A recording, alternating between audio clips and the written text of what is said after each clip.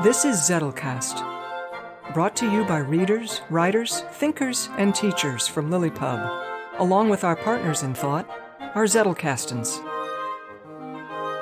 In this show, we share discoveries that our Zettelkastens have shown us. There you go. And compare notes on how we're using this marvelous invention in our creative work.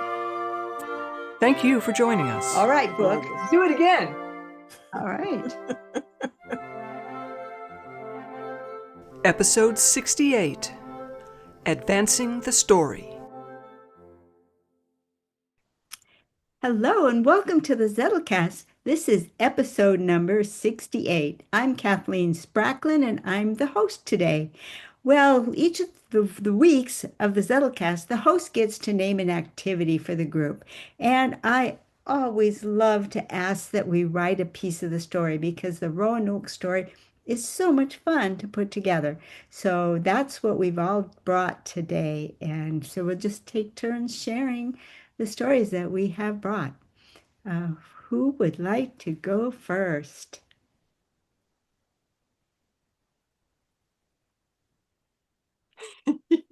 I think everybody wants to go first. Okay, Julianne, then you spoke first. I spoke first, yes. Okay. Yeah, I'll do it. Oh, sorry, Deb, did you say you'll do it? Yeah, I'll do it. Okay. Yeah, I'll do it. You can edit that out, right? Okay.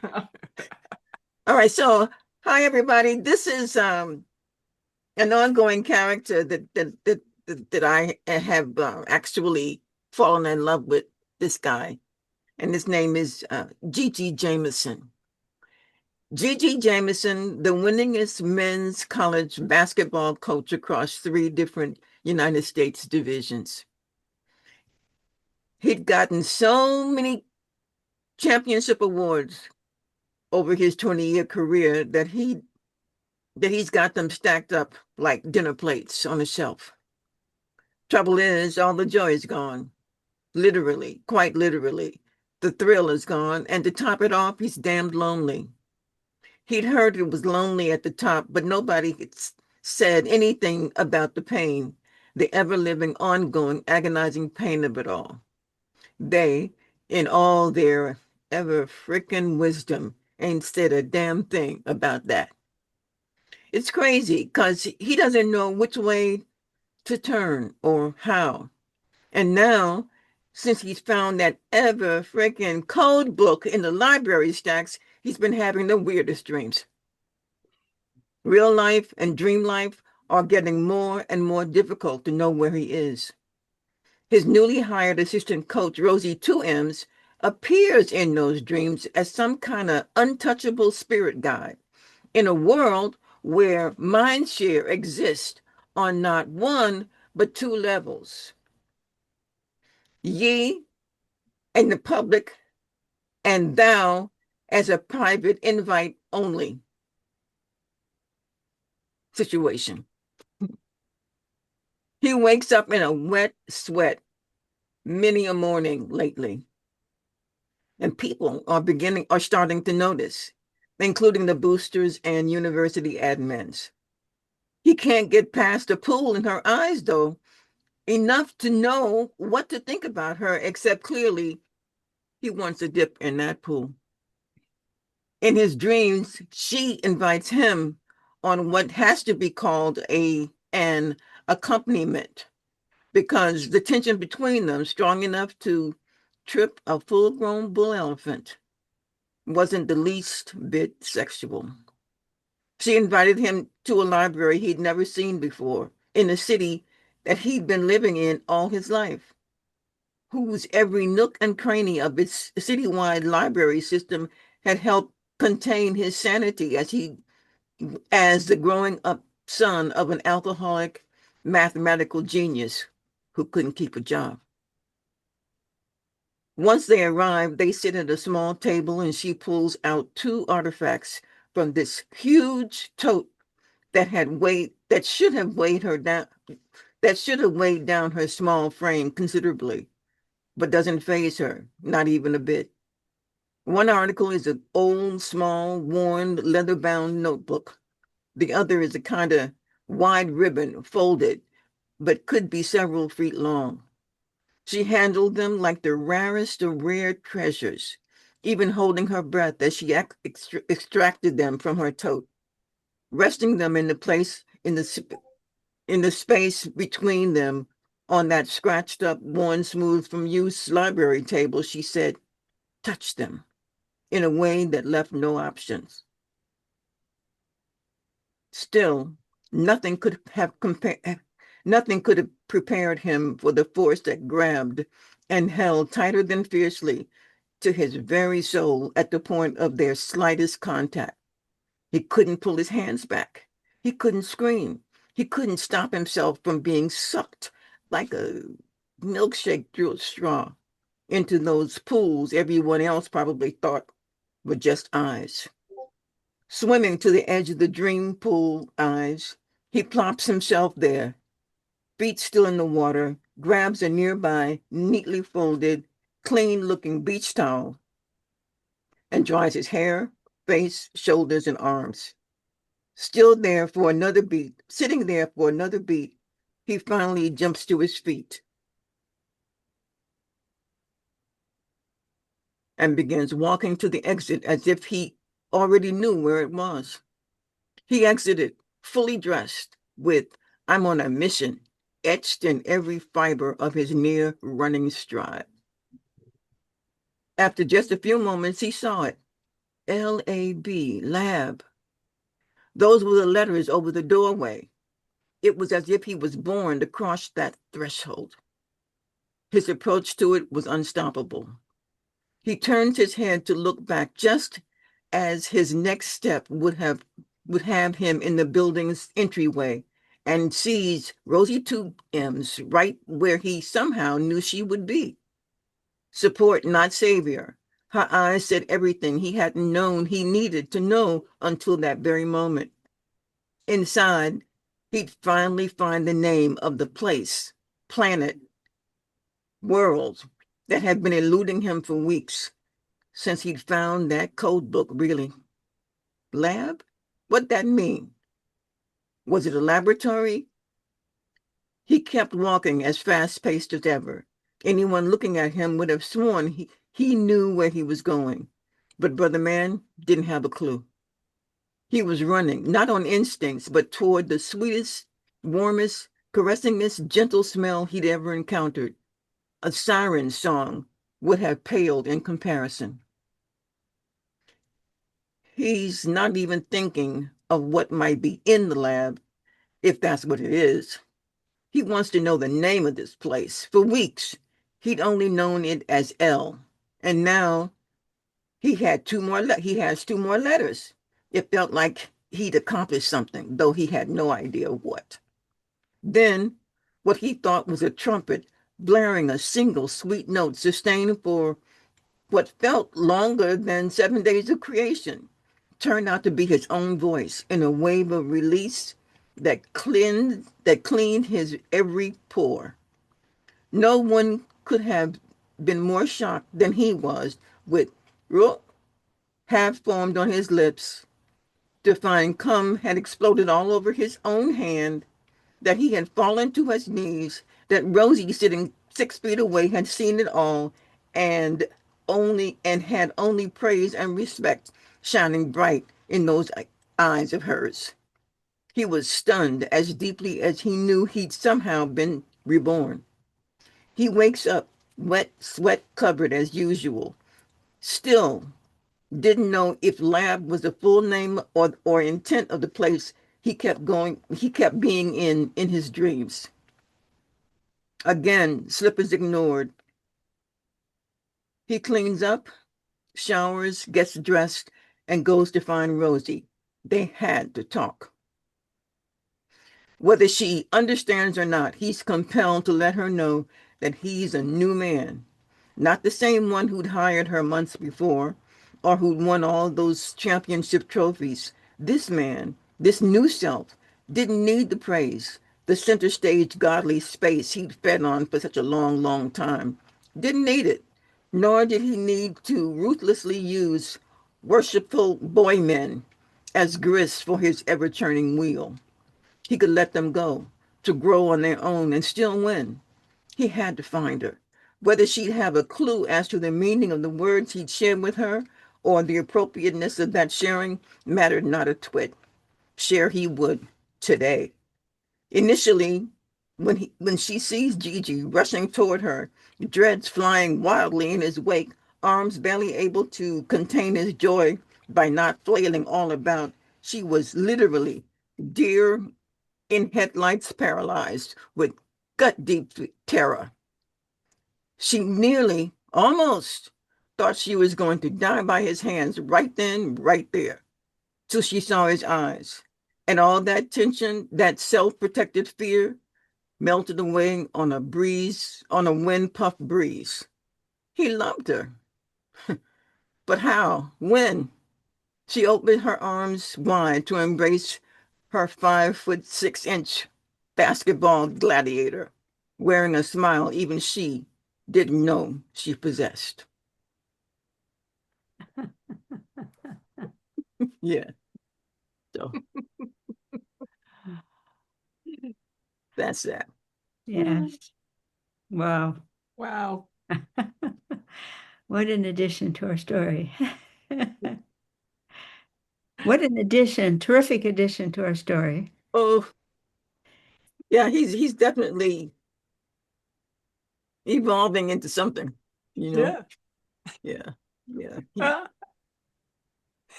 And you said you've fallen in love with him, and that is very clear. You said That, you have fallen in love with him, and that is very clear. oh, yeah. I got my age on, but they're not doing I keep saying, huh? Sorry. Maybe you can edit that out too. Okay. You just want to hear things twice. It's fun. Okay. Yeah. Thank you. Fabulous.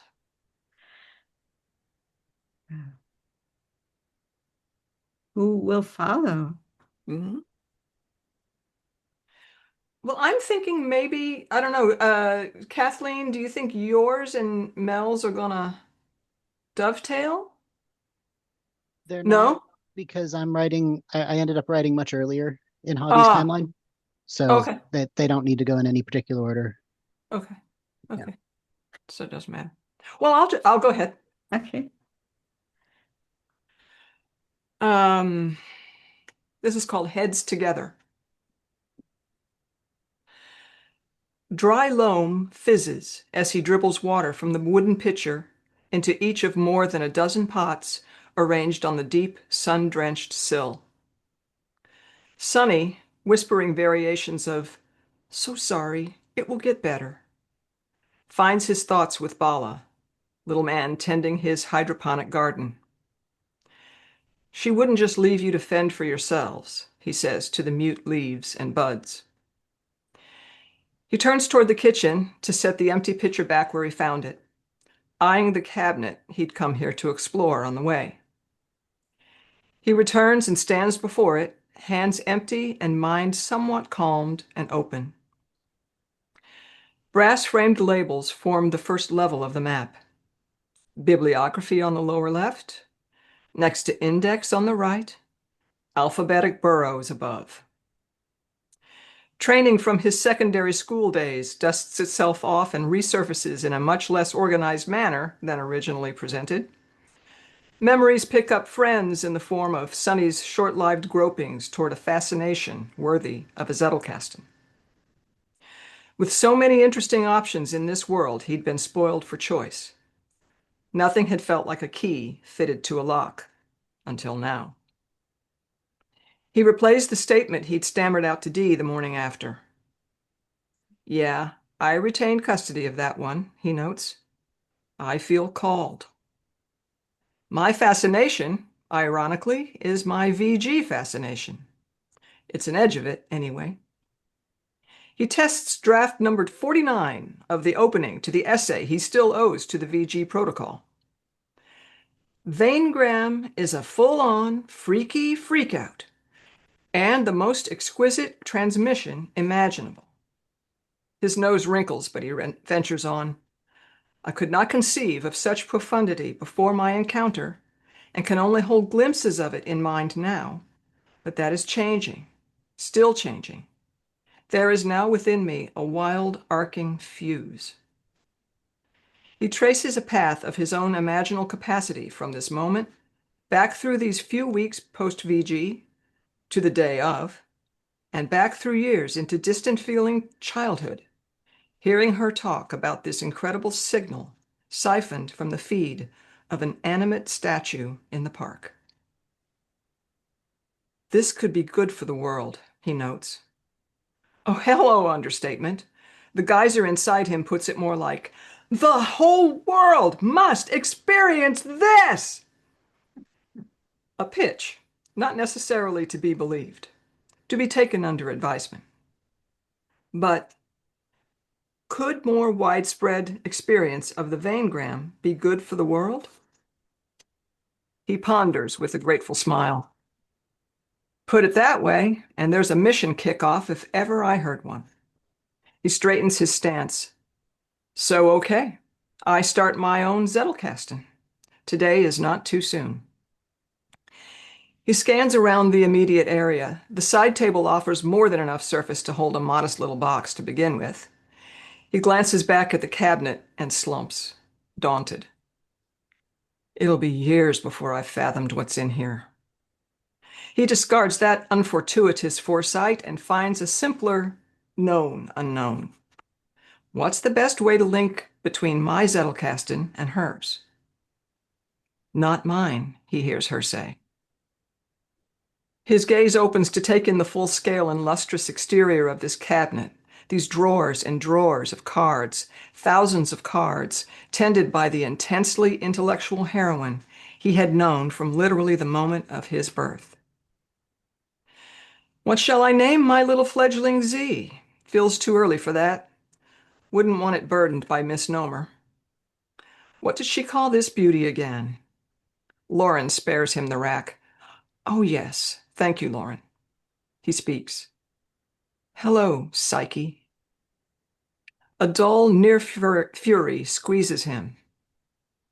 Heartache, he notes. Now there's a direct name for a hurt. Well, Psyche, his voice reverberating softly against the wood of the cabinet and the floorboards, and wherever else silence might usher it.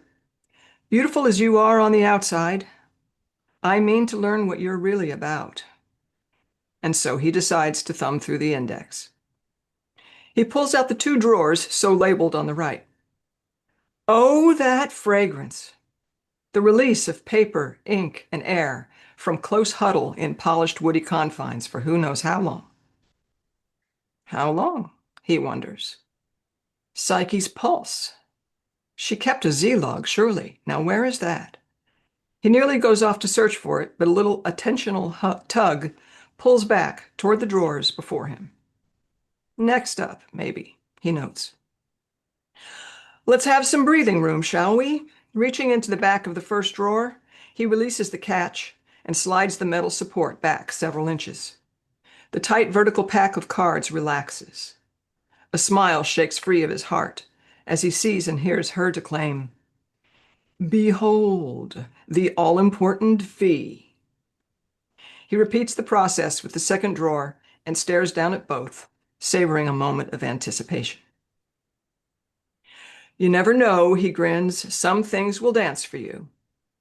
Thumb lightly on the top edge of the first card, he gives the loosened sheath a slow, steady rip. Part of him wishes for a stick boy to skate around and over the edges of the cards, like the one they made together when he was hardly taller than this desk. You're following, eh, Lauren? As I live and breathe, my liege. No cartoon, but there's signal. Chunky. A kind of alternation. He repeats the maneuver in the second drawer. Same thing going on in both. A second down-tempo glide along the top of the second drawer of cards. He whistles, wow. These chunks are handwriting changes. Pausing on a random card near the middle of the S's, he continues, hers, and at least one other completely different one. Who else is in here, Psyche? Eyes floating along her cursive curves, the decision is made. I'm in, no question. He offers silent salute to the passing moment and this quite acceptable solution in its wake. This feels big, Lauren. I don't know what I have to contribute, but I know where to start. He pushes back all the cards ahead of this S1, noting lots of entries on steganography. He makes a V near the back. Tell me, Psyche, he says, what's the Vanegram neighborhood like in this woman's mind? Ooh.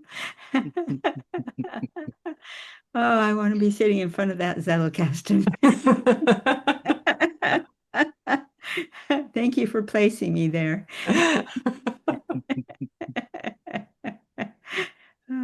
Supplying the fragrance too. Wow. Yeah, I saw it all. Nice movie. Nice movie. Yeah. Yeah. Thank you for that. Mm. This is fun. Ain't it? I recommend it to other writers. Do this. Yeah. Write a book together. Yeah. Form a group. Gather some people together over in LiLLiPub and form a little club and share writing a book. It's a whole lot of fun. Yeah. Especially when you've got a Zettelkasten reminding you of things that you thought of months ago. Very good. Yeah. I can go next. All right. So, actually, Kathleen, your piece sort of triggered a line of thought. I wasn't planning to write about Hobby. I was planning to go back to Rosemary. But you triggered a chain of thought, and it made me wonder about what was it like for Hobby coming from a distant, different settlement that had different customs to come and join the Henge. So, Hobby grew up in a small farming village in the countryside. He was in the upper level of his schooling when he first heard about the Henge in a lesson about the history of Lydia. He already knew all about how the ancestors had flown all the way from another world to this one, hoping for a paradise. But when they got here, the expedition leaders disappeared and there was no way back. The fantasy dissolved, and the ancestors had resolved to make the best of their situation and had worked hard to survive on this strange planet and establish their small settlement.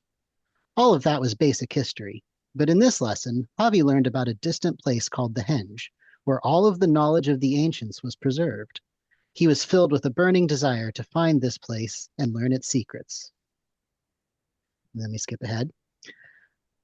Surely the directions were wrong. The girl had been so startled when Javi talked to her that she didn't speak at all for several moments, but it seemed like she was trying to communicate something. He repeated his question. Where can I find the Henge? She muttered something he didn't catch, and then she said carefully, It's across in a scurry, yeah? Can't miss it. And then she skipped away. Across from what? Javi yelled after her, but she was already gone. Across from what? He muttered to himself as he looked around. He picked a direction at random and started walking, hoping to find someone more helpful. There were buildings on either side of the street, but he felt too shy to go knock on any of the doors. He reached an intersection and studied all the options. The street to the right was lined with small houses instead of the taller buildings on his current street, and they all had generous yards in front. Something was moving in one of the yards. He hurried across the street, hoping someone was out in the garden that could give him better directions. But when he reached the house, there was no one in sight. The garden was filled with animal automata that were the source of the movement.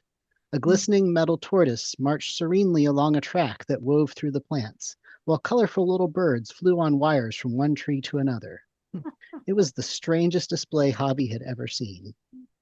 A large blue squirrel fashioned from rattling strips of metal popped out of a hole in the ground and scurried up to Hobby. It paused in front of him, pointed one paw further down the street, and then scurried back to the hole and disappeared. A suspicion began to tickle at Hobby's consciousness. It's a cross and a scurry.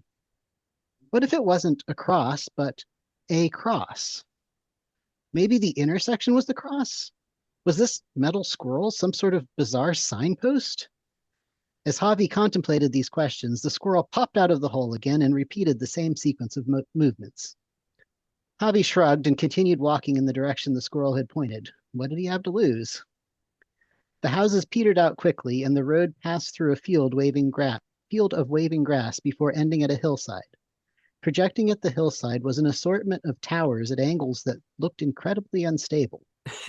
Surely this couldn't be the Henge, the repository of all the knowledge of the ancients.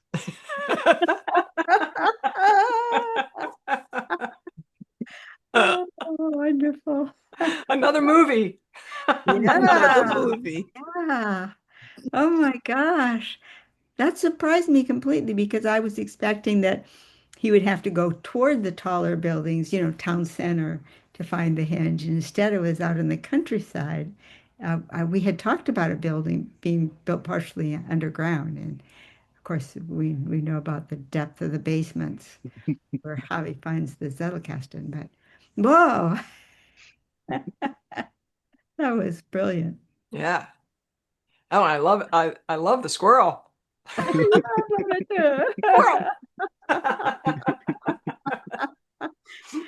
Now, this means how did the squirrel know what he was looking for? Well, Squirrel just does what the squirrel does.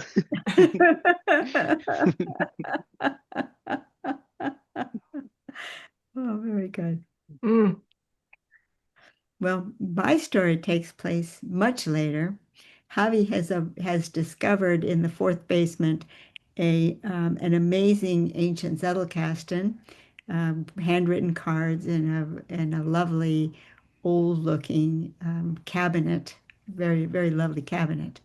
But after he's had only a little time to play with it, when he returns, it's gone from the basement, and he doesn't know where it went.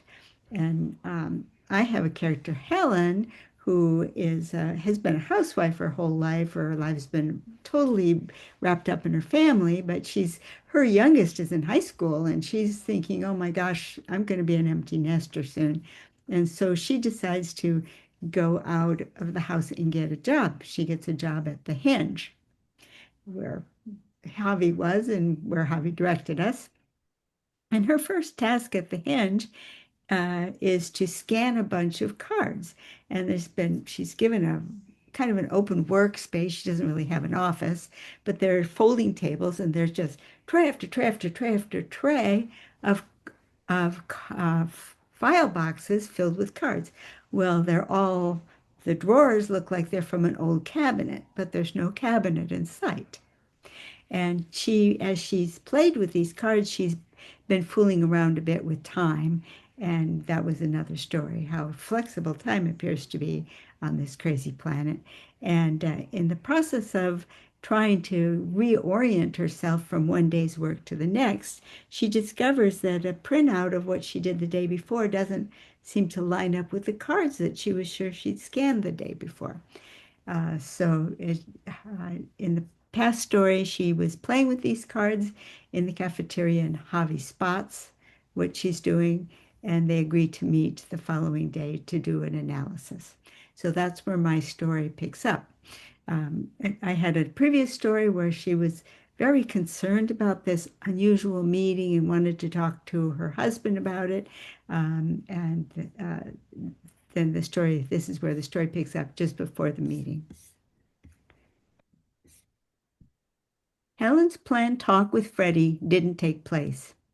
Freddie had made plans to join some friends at a sports bar and let Helen know with his usual brisk, just so you know, change of plans, communication. But instead of her perennial chipper, sure, have fun, she had tried to let Freddie know she wanted to discuss an issue with him. Freddie was used to Helen's, air quotes, issues. They were always about something the kids or the house needed, so he gave her his perennial, "You have great judgment, Helen. I'm sure you'll handle it in the best possible way." Helen recognized his sincerity and took it as a vote of confidence in her ability to handle this meeting with Javi. She felt genuinely relieved after the call, and so this morning she packed her lunch as usual, but with a sandwich that wouldn't need heating and extra cookies to share with Javi. That was the depth of her concern. After small talk and the task of consuming lunch, they munched their cookies while poring over cards and printouts. Javi lined up the cards with the printout using the card numbers as an infallible guide. But what do those numbers mean, Javi? Well, they're card numbers. They're the card numbers. But what do they stand for? What do they say? They don't say anything. They're just numbers. Why do they all start with 4276? Well, the first four digits include what category of information the card belongs to. All these cards are from the same category. What category? Well, that's what we're trying to find out. Helen took the page of the printout that Javi handed her and the cards that went with it. After just a few minutes, she reached a conclusion. Things are missing from the cards. The printout doesn't have everything that's on the cards. For some of the cards, there's just the card number and nothing else. Yes, that seems to be the point. Let's focus on what they've left out and see if it makes a pattern. A few minutes later, Helen was certain of one thing. All of the cards in her stack had a common missing element, something called HIPS. Javi had found something too, but he turned his attention to Helen. She showed him how the 6 cards in her stack had the remarks about HIPS omitted from the scan. She felt sure it was an acronym, but none of the cards supplied a definition. Instead, the cards seemed to be different theories as to the meaning. Javi tracked down the cards that came before and after Helen's stack, but there were only a few more on that topic. It seemed the creator of the cards was pretty sure that HIPS had to do with keeping something secret from the players, and it might be about the programmer's true intentions in luring participants into the game. Javi shared what had been censored from the cards he was looking at. His cards also began with 4276, but instead of having /1 or /2 or another small number, his first card was 4276/14. His cards seemed to be centered around the word controller, which fit in pretty well with the purpose of HIPS, but the whole thing had an air of speculation. They agreed that Helen would get a printout from a different tray and they would try again tomorrow. But when Helen returned to her workspace, she discovered that all of the trays were gone and the folding tables they had been sitting on were gone too. All that remained was her chair with a handwritten note. Good news, Helen. Your first choice of job at the Henge, working with children, has just opened up. Please stop by the first floor personnel office to learn about your training schedule. Oh, and you can drop off the remaining cards in your possession at the receptionist desk. Signed, Tim.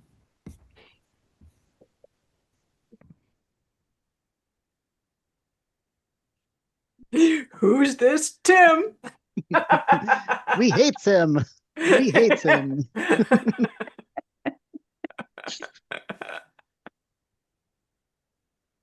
Oh, and by the way, you can drop off the other cards. Oh, yeah.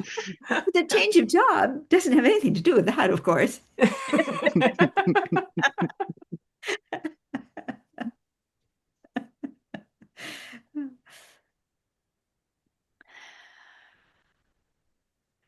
Well, Kathleen, you have well, I think we're all starting to do this now. And that's part of what you're just the most recent one. And that is you just say, well, here's the topic. And it's like throwing a dart out in the future.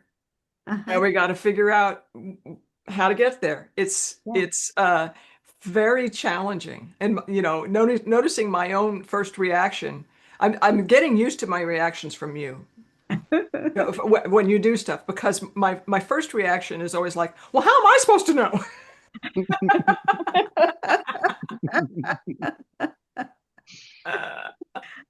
But I calm down. And I thought I was just giving you all the latitude to let your creativity shine.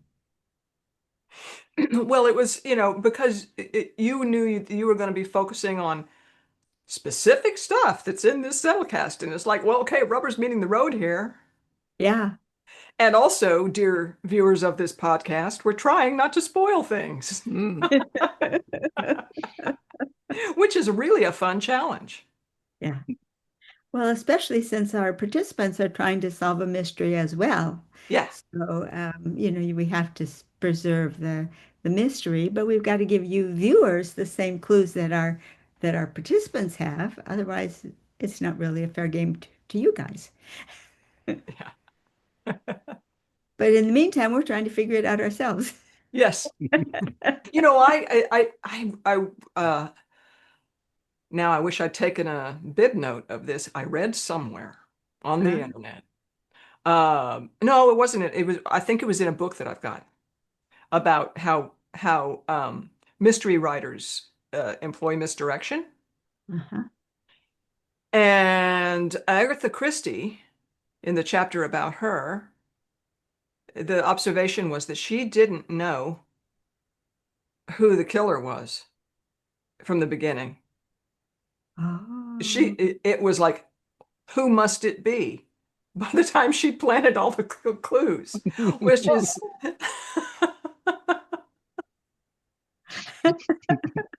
which is just gorgeous.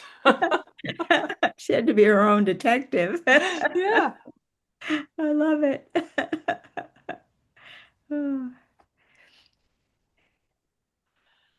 I love the fact that we're getting to the point now where our characters are having to interact. And there's still lots of places where we can just write stories that share things. I'm anxious to hear more about the build-up. I want to know more about the architecture and the layout of the place. It just feels like a place I'd like to be in. I'd love to find out, can I contact a real estate agent on Lydia? I'd like to live there. Yeah, for some of those, of course, the buildup. I've been kind of carrying that part of the story, and some of it, I will say I'm not quite ready to write that yet, and and the creative procrastination is just, well, let's just follow some other part of the story, Yeah. connect it back later with that question in mind all along. And it's so far that has served really well. I mean, there'll probably come some times when it's like, ugh, Yeah. just gonna have to say something and then, fix it in post. I think that helps to have multiple characters. And my other main character I'm working with is a Teresita. And so I can, if I don't know where I'm going with Helen, I can write some of Teresita. And now Tim and Freddie. Yeah. You got a whole blossom, and the kids, you got a blossoming little world going over there.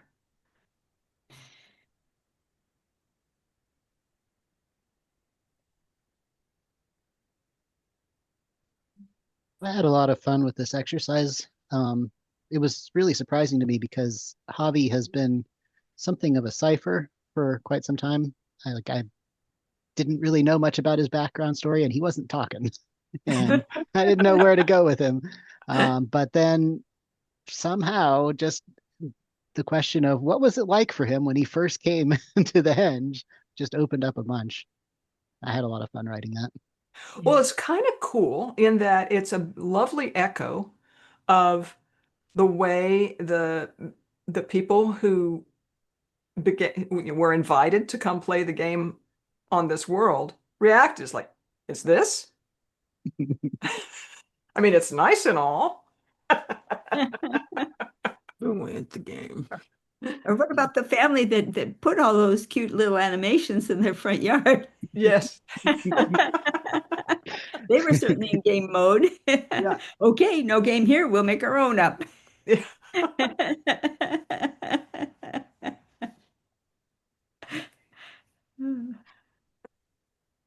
Well, yeah, it was fun. And this was the product Ooh. of all the other ideas that just started to flourish Wow. from, all right, you're sitting in front of a Zettelkasten, what do you see? I mean, Oh. for me, this is now getting to be able to write the question that stimulated this entire story for me. Is how do you get to know somebody from their Zettelkasten? Uh-huh. And so we have at least two. Well, actually, we have three. We discussed this in the um, chat over the weekend. There's this one that Sunny is working on. There is the one discovered by whoever that Javi and Helen have been working with, and we know because it was like one of the first things I think that was shared on this podcast that at some point Jenna is going to be going into a place called the Vault where there's a big old Zettelkasten. Yeah. And different levels of information are going to be in there in all three. And we each wrote a piece early on where we discovered a Zettelkasten. Victoria found one in a garden. Yeah. And then Teresita was given one that they decided was just, some child's toy. Zettelkasten was given to Teresita as a plaything. What about those on the floor? Yeah, The tiles. The tiles, yeah. Teresita then discovers that there's hidden objects in the floor. Mhm. Mhm. Oh, it's going to be fun seeing how this all comes together. Yeah. Yeah. Yeah. If you have enjoyed this program and you want to know more and you want to keep up with us when we're not in YouTube land, come on over to LiLLiPub.org, because over in LiLLiPub.org, we have a great time. We practice writing. Victoria leads a fusion writing group on the weekends where you can post your writing. I lead a group on character traits. Mel leads a group on old books. Julianne leads our Roanoke project. Deb has a project in the works that she'll tell us more about as the year goes forward that she's moving along very beautifully on. Victoria's book is about to come out. So there is just so much going on in LiLLiPub.org that you will really want to be a part of it. Pop on over. Right now, our dues are only $8 a month. So enjoy the opportunity while it's so inexpensive, because your price when you join is your price for life. So see you next week on the Zettelcast. Yes. Bye. Bye. Bye.